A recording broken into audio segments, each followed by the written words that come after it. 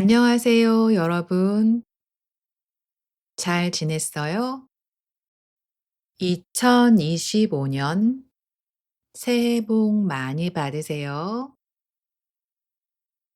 1월 29일은 한국 설날이에요. 설날은 음력 1월 1일이에요. 음력은 달을 보고 만들었어요.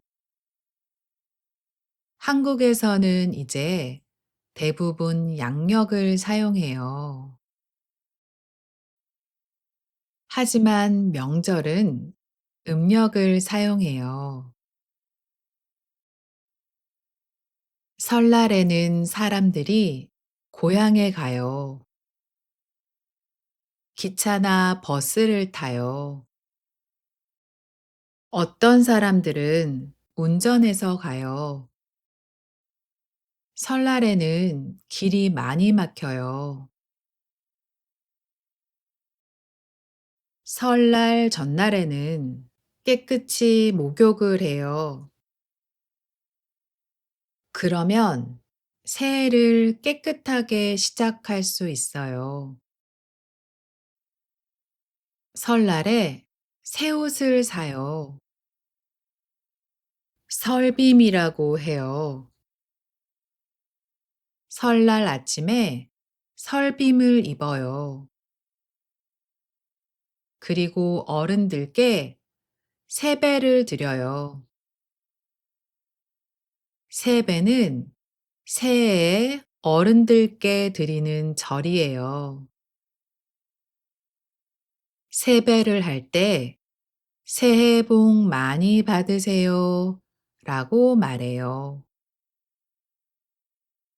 복은 행운을 뜻해요. 세배를 하면 어른들이 좋은 말을 해주세요. 덕담이에요. 올해 건강해라. 공부 열심히 해라. 결혼해라.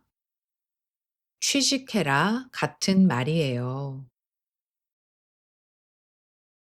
하지만 어떤 사람들은 이런 말을 듣기 싫어해요. 그래서 고향에 안 가기도 해요. 특히 어린이에게는 세뱃돈도 주세요. 세뱃돈은 세배를 하고 받는 돈이에요. 어린이들은 이 돈을 복주머니에 넣어요. 복주머니는 복을 담는 주머니예요. 어린이들은 설날에 돈을 많이 받을 수 있어요. 그래서 설날을 아주 좋아해요. 설날 아침에는 떡국을 먹어요. 떡국은 설날에 먹는 전통 음식이에요.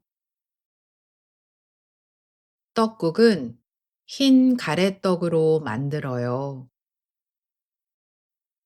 가래떡은 길어요. 그래서 떡국을 먹으면 오래 살 수 있어요. 그리고 나이를 한 살 더 먹어요. 어떤 사람들은 나이 먹기 싫어서 떡국을 안 먹어요. 떡국을 먹은 후에는 윷놀이를 해요. 윷놀이는 막대기 4개로 하는 전통 놀이예요. 윷을 던져서 게임을 해요. 4개의 말이 먼저 도착하면 이겨요. 설날에는 텔레비전에서 윷놀이를 볼 수 있어요. 연예인들이 같이 윷놀이 대회를 해요. 저는 이번 설날에 깨끗이 목욕도 하고 떡국도 먹을 거예요. 그리고 딸한테서 세배를 받을 거예요. 세뱃돈도 줄 거예요. 또 가족들하고 윷놀이도 하고 싶어요. 여러분 나라에는 설날이 있나요? 설날에 무슨 음식을 먹어요? 그리고 어떤 놀이를 해요? 댓글로 알려주세요. 다음에 또 만나요.